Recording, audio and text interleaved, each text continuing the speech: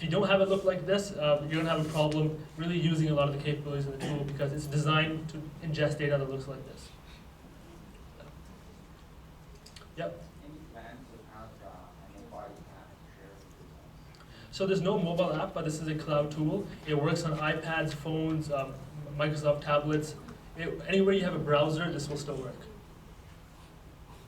Yep. It's support Chinese or only English? So as of today, we only have English support. French and Spanish are next, and Chinese is a little way out. Yep. Yep. Microsoft Power BI, Salesforce Wave are moving very quickly in similar space. How often is this getting updated and what will be the closest? So I would say all of them that you mentioned are competitors, but the main differentiator here is that this is for everybody. For those kind of tools, you really got to be a power user. You got to know what you're looking at. And also like for Microsoft and Tableau, etc., if you upload a data set, you really need to know what you're looking for. And those tools really don't have the cognitive capability where they surface insights for you, they recommend where you should be looking next, they put all those missing points that you kind of could have forgot. And that's really the differentiator here. And this product is being updated continually. So for example, we started out last year with only 4 of these, and now we have, 22 plus. So we have constant updates coming, and again, there's no release version, so as soon as something is built, developed, and tested, it'll immediately be available. There's no updates, nothing you have to do on your end. You'll just sign in one day and all that new functionality will be there. Yep.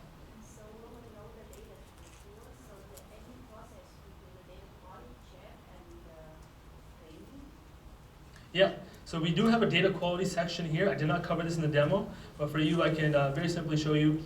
So when we generate a prediction, we also generate a detailed data quality report, which is we're going to show you where those problems in your data set may be. So you have all the columns in your data set over here, and you can see their quality scores. So we have some columns with high quality, some with medium, some with low. And this quality score takes a couple things into account. So in those each columns, if there's any skewness, any outliers, any missing variables, any imbalances, they will all affect the quality score. And we'll also show you where those problems are. So you can see here, we have 11 fields with outliers. I'll just click on over here. And this will show us exactly where those outliers are in our data. Same thing with skewness, same thing with imbalances. Just take a second to load here. So when the result come out, this outline will be excluded or still included in the analysis? We don't exclude anything automatically, but we're going to tell you where those problems are. You may find that you want those outliers to be in the data. You might have some built-in skewness in your data set that you want to keep. So we're not going to automatically remove anything. Again, we're going to show you where they are. So you might want to make a decision based, if you want to keep it, keep it. If you don't, you can remove it as well. So over here, we're going to show you exactly where those outliers are, in which columns. Same thing with skewness. We have 14 fields of skew distributions. Just take a quick look. You can see the distribution of the stats on those as well. So we're going to give you all that information, and it's up to you to decide if you want to keep it or remove it. So if you want to remove it, you need to go to the Excel to delete that data and then import it again. No, you would go into the refine feature. This is going to be that spreadsheet-based view we're used to looking at. This is what I first did when I uploaded the data. And here is where you want to do all of your different data manipulation. If you want to massage the data set, add columns, remove columns, whatever you want to do, you would do that here. You would save the data set, and then you would continue on like normal. Yeah? Can you clean up null and look for duplicate records? Yeah, exactly. So you can set multiple conditions. You can look for different variables. You can remove blanks, change nulls to zeros, etc. Yeah. Yep. You know, the data always change every day. So can you get the data incremental? Yeah. So for example, what I see a lot of clients doing is that they'll set up a one-time dashboard that looks like this. And maybe they want to update this dashboard every week. So what they do is they would just go back to the data set. They would just click on replace. So this would essentially just refresh the data source from wherever you got it. It would just refresh it. And then your dashboard will be updated with that new data as well. So you don't have to create anything again. You make it once, and then maybe you come in every Monday morning, you hit refresh, and you'll see all your charts, etc. change. And connected to that, Yes. Those are the connectors that I showed here. You can connect to all of these different database connectors that we have available today. Yeah? Can you include freeform text in Excel, like comments? That is unstructured, and we don't recommend you put that in. Yeah? Yeah, so you said that you can replace the data, but sometimes the data set can be huge, so I think I go back to that. So the question is Yeah. incremental load. So can you do a data load? No, it's going to be at one point in time. So whenever you click refresh, it's going to essentially just copy the whole database again. And if you do have something that's very large, you'll have to account for that upload time that it will take. Yeah. Is there a way to do that sensitivity analysis on saying like if you change this variable here would increase in satisfaction? Yeah, so that is actually coming in a part of our April update I mentioned earlier, where we're going to have detailed forecasting. So for example, if you want to forecast budgets or sales, etc., you can set different scenarios. For example, if I change my product price plus $5, how is it going to affect sales in the future? So all that forecasting engine is coming in the April update. Yeah. Yeah. Yeah, when I have a multiple data source, for example, I need multiple connectors here, how can I convert those data to Yeah, so if you have multiple data sources, what you can do is you can pull in whichever tables you want, and as long as they contain a common key, you can join them together in the tool as well. so I can use the truth key? Yeah, but you got to make sure that all of your different columns, they have all your different data sets have a common key that you can join them on, and then you can do that no problem inside of Watson Analytics. And that is also coming in April. Yeah. Not today, in April. Yeah.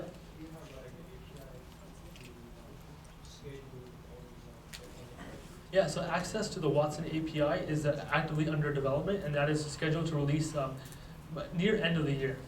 It's not available today. Yeah. I'll take some questions in the back.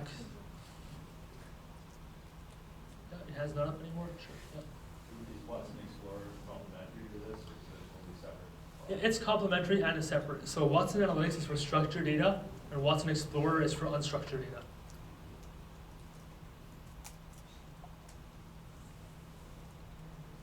Yeah. If no other question, I would suggest you give some example how this Watson Analytics using in some real case. Can you? Very quick one. This. Yeah, sure. If you want to look at customer retention, you want to find out what's driving employee attrition. You have a data set. You can figure out what's causing people to leave, what you can do to keep them, why you're losing them out to competitors. There's lots of different use cases. You can also look at. Just trying to think of very quick ones. The satisfaction survey we have here. But the main point is, whatever data set you have, we're going to have the same overall theme, which is we're going to figure out what's happening, why it's happening, and what you can do to improve it in the future. So using that theme, you can apply it to various different use cases, cross-industry, cross-department, etc. Okay, so same question related to that. So when I type in the question, actually I try a little bit before this workshop. So what kind of question you're going to type make more sense? It's natural language processing, right? Yeah. So how that going to impact your result, that type of question? So it will impact depending on what you use. For example, if you say, what is the average satisfaction for airline name? So what we're detecting is you want to look at averages, we're detecting which variables you want to look at, and we'll give you a chart based on that. And for example, if you ask a question that's maybe not perfect, we'll also give you the best possible suggestion based on what you asked. So you can see all different options as well. But you'll definitely want to play around with that yourself. Natural language, it's essentially is just natural language. So just ask questions as you would ask each other, and it will generally work. Okay, so in your some customers, so those what typical people using these tools? It's really they call the citizen, right? That data scientist, right? Correct. Yeah. So we have users and we have business users. Those are people in maybe sales, HR, finance. People that don't have technical skills, but they also have a need to access data and answer everyday questions they have. So for people that are non-technical, this is also great for them. It makes it very easy to do advanced analytics. For analysts, for data scientists, it can become an accelerator to time to value. So if you want to quickly do all of this charts, different views, without writing lots of R, lots of Python, you can easily do all of that within a few clicks, instead of maybe spending half an hour, 20 minutes typing up some code as well.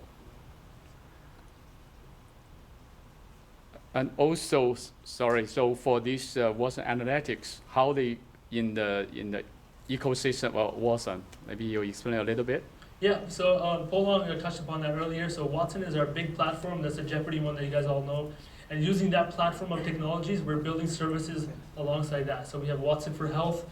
That's for subject matter expertise.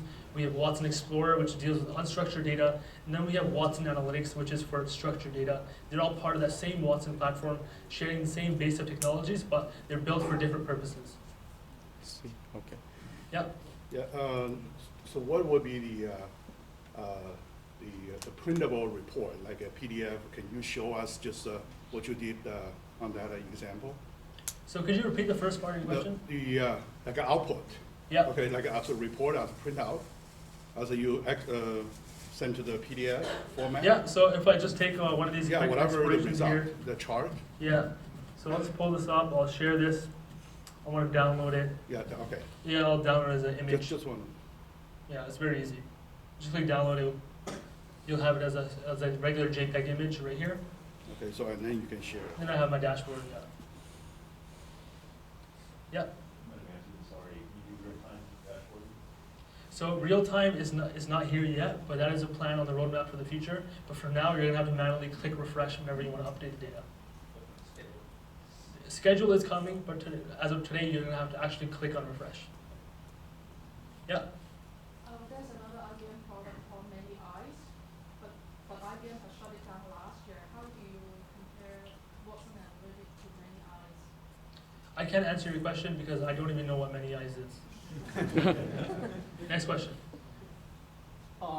When we start using this Watson Analytics, right, does it mean that we allow IBMs to tap into our data even though we don't give the ID, right? You may probably hide the ID whatsoever, but does it mean that we grant you the access to the data and then you may make use of it for whatever reason? Yeah, so IBM never looks at your data. It's automatically encrypted. It's going to be segregated into your own accounts. Nobody looks at it but you. Whenever you don't want the data to be there anymore, you can simply tell us delete it. No questions asked. It'll be deleted with no backups or no traces left. But you don't even track how we use it? No, we don't look. It's private information. Pardon? No, they will not either. No one looks at this but you. Yeah. Search for them. Yeah, so IBM has not been hacked by the government, if that's what you're wondering. So they will not look at your data. Yeah. You Yep. mentioned that we gotta tell the IBM to delete it, right? So can you speak a little louder, No, please? the file, you said we gotta tell you to delete it. We cannot delete it by ourselves. Well, you're going to delete it. You're going to right-click on data. You're going to click on delete. Okay. And that's essentially telling us, get this data out of our servers. When you say Yeah. telling us, does that mean? Yeah, you're not going to actually tell me to delete the data. You'll delete it yourself. Okay, yeah, that's. Is there a set of API can be used, or we have to go through this? So APIs are coming in later on, and those are going to allow you to connect to different applications that you don't have. So maybe you have some other applications that are custom, that are collecting data. You want to embed the Watson Analytics API in it, to pull in that data and analyze it. That's coming in the future. Do you have a, do you know what type of input output API is? It's actively under development. We don't have much information on that. We will have more as it progresses.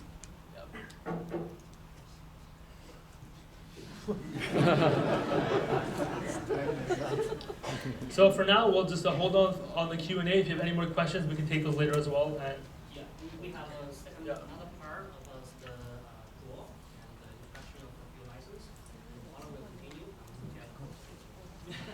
Yeah, we take a short break. I see a lot of questions. You guys really want to know more. So there's a workshop session so you can really explore more. And also, it's important part, the draw, as Leo said,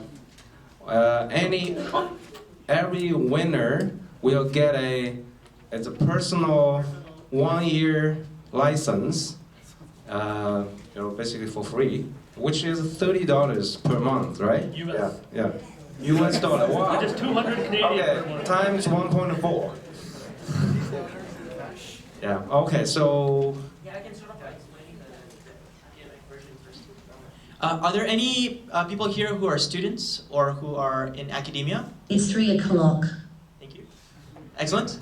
So for students and for faculty and researchers in academia, Watson Analytics right now is already free for you.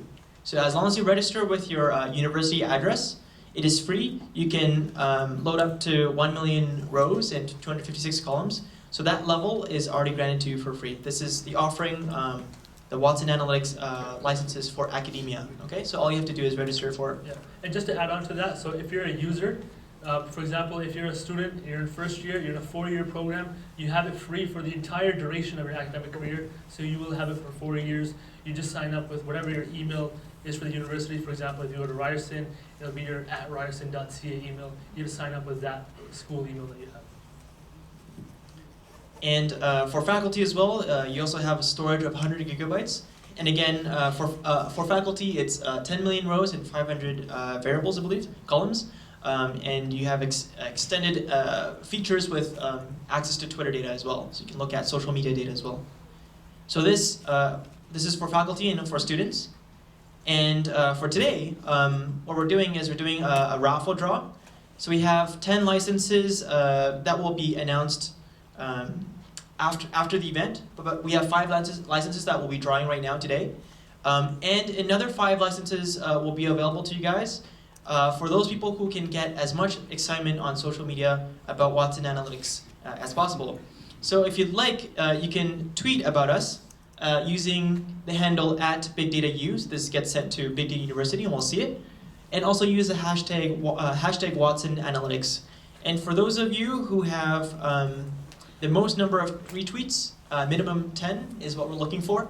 If you have that many retweets, we'll give you a free license. The first 5, I think it's either the first 5 or randomly we'll be choosing Top 5. top 5